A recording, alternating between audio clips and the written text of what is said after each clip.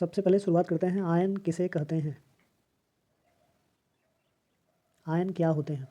तो यहाँ पे आयन के बारे में होता है कि आयन की विशेषता है, कोई भी तत्व का परमाणु अपने बाह्य कोश से जितने इलेक्ट्रॉन त्यागता है या जितने इलेक्ट्रॉन ग्रहण करता है वही उसका आयन होता है।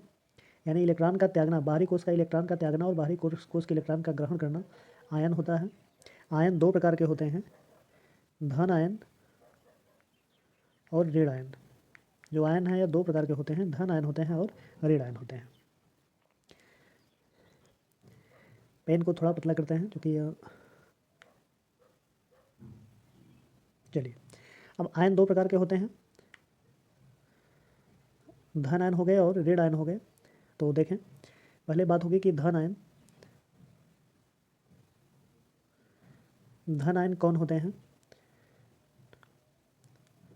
इलेक्ट्रॉन त्याग करने वाले, जो इलेक्ट्रॉन का त्याग करते हैं वे धन आयन बनाते हैं। और जो ऋण आयन होते हैं,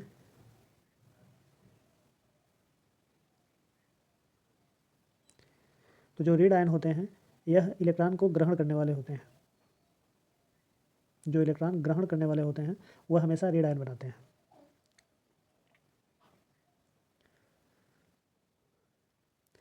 अब रही बात कि इलेक्ट्रॉन त्यागा कैसे जाएगा, इलेक्ट्रॉन ग्रहण कैसे किया जाएगा। तो यह इलेक्ट्रॉन का त्यागना या फिर इलेक्ट्रॉन का ग्रहण करना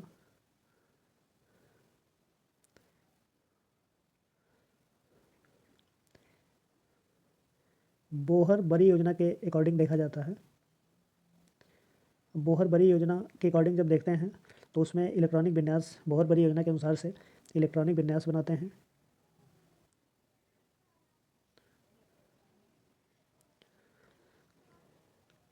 इलेक्ट्रॉनिक विन्यास की अगर बात करें तो इलेक्ट्रॉनिक विन्यास के लिए किसी भी तत्व का परमाणु क्रमांक पता होना अनिवार्य होता है। तो जब किसी भी तत्व के परमाणु क्रमांक का हमें पता हो तो तत्वों को उनके कोषों के अकॉर्डिंग भर करके परमाणु मॉडल की संरचना तैयार कर सकते हैं। जैसे अगर हम बात करें, हाइड्रोजन होता है, हाइड्रोजन का परमाणु क्रमांक 1 होता है, तो इसके लिए हम एक ही इलेक्ट्रॉन भरते हैं। सेम इसी कंडीशन में अगर हम तत्वों को आगे बढ़ा करके लिखें, लिथियम का यही हमें लिखना होता है तो लिथियम का 2 और 1 लिखते हैं, क्योंकि लिथियम का परमाणु क्रमांक 3 होता है। यही यदि सोडियम का पढ़ना हो तो सोडियम का परमाणु क्रमांक 11 होता है, तो 2, 8 और 1 लिखना होता है। यहीं पे यदि हम और भी अगर बढ़ रहे हैं, पोटेशियम का तो 19 होता है, तो यहाँ पे 2, 8, अब 8 2 10, और फिर यहाँ पे 8 18 और फिर 1 लिखना होता है। अब रही बात धनायन बनाने की, तो बाहरी कोश में जो भी इलेक्ट्रॉन होते हैं यही इलेक्ट्रॉन त्यागे जाते हैं और यही इलेक्ट्रॉन त्याग करके धनायन बनाते हैं। जब हाइड्रोजन की बात होगी तो हाइड्रोजन के बाहरी कोश का 1 इलेक्ट्रॉन है, तो यही अपना यह 1 इलेक्ट्रॉन त्याग करके बना देता है हाइड्रोजन का आयन, यानी हाइड्रोजन के ऊपर प्लस चार्ज। और जब हाइड्रोजन के ऊपर प्लस चार्ज बनाता है तब इसके पास जो इलेक्ट्रॉन की संख्या बचती है वो शून्य हो जाती है। वैसे ही लिथियम की यदि बात करें तो लिथियम जब अपना इलेक्ट्रॉन त्यागता है तो यह भी ऊपर प्लस चार्ज बनाता है, लेकिन अब इसका परमाणु क्रमांक जो बचता है वह 3 न होकर के मात्र 2 बचता है। इसी प्रकार से सोडियम की बात करें तो सोडियम यह भी अपने बाहरी कोश के इलेक्ट्रॉन को त्याग देता है, तो प्लस करता है और परमाणु क्रमांक 10 बचता है। सेम कंडीशन पोटेशियम की बात होगी तो ये भी अपने बाहरी कोश के इलेक्ट्रॉन को त्याग देता है, और यह जब बनाता है तो पोटेशियम के प्लस करता है और 18 बनाता है। अर्थात जब भी धनायन बनते हैं तो परमाणु क्रमांक की कमी होती है। अब यदि धनायन बना रहे तो परमाणु क्रमांक की कमी हो रही है, तो यही कंडीशन ऋणायन के लिए प्रयोग की जाती है। जब ऋणायन की बात आती है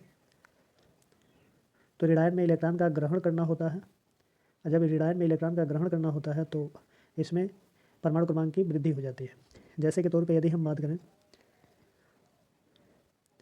क्लोरीन की, क्लोरीन का परमाणु क्रमांक 17 होता है, तो जब ये टूटता है तो 2, 8 और 7 में इसका बोहर बरी योजना के अनुसार से इलेक्ट्रॉनिक विन्यास बनता है। तो इसके बाहरी कोश में 7 इलेक्ट्रॉन होता है, तो 1 इलेक्ट्रॉन इसमें और यह रख करके अपने कोश को अस्थायी करना चाहता है। जबकि जो धनायन वाले हैं उनके पास इलेक्ट्रॉन की संख्या कम होती है, इस वजह से वह जब भी इलेक्ट्रॉन पाएंगे तो अधिक नहीं पाएंगे, कम ही पाएंगे, लेकिन कम इलेक्ट्रॉन की जरूरत ऋणायनों को होती है, इस नाते आसानी से 1 इलेक्ट्रॉन इनको मिल जाता है और वही धनायन देने वाले होते हैं। तो यह जब अपना 1 इलेक्ट्रॉन कहीं से लेता है, 7 इलेक्ट्रॉन बाहरी कोश में होते हैं, 1 इलेक्ट्रॉन कहीं से लेता है तो अपने परमाणु क्रमांक को 18 करता है, लेकिन 1 का ऋणी हो जाता है। इस प्रकार से जब भी ऋणायन की बात होती है तो ऋणायन अपने परमाणु क्रमांक को बढ़ाते हैं और धनायन अपने परमाणु क्रमांक को कम करते हैं।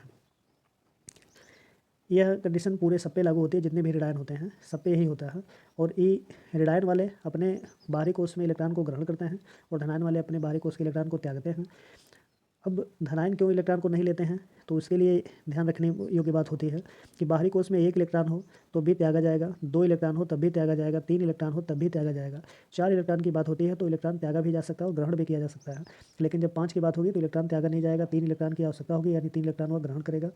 6 इलेक्ट्रॉन है तब भी यह 2 इलेक्ट्रॉन ग्रहण करेगा, 7 इलेक्ट्रॉन है तो 1 इलेक्ट्रॉन ग्रहण करेगा, 8 इलेक्ट्रॉन है तो उसे कुछ करने की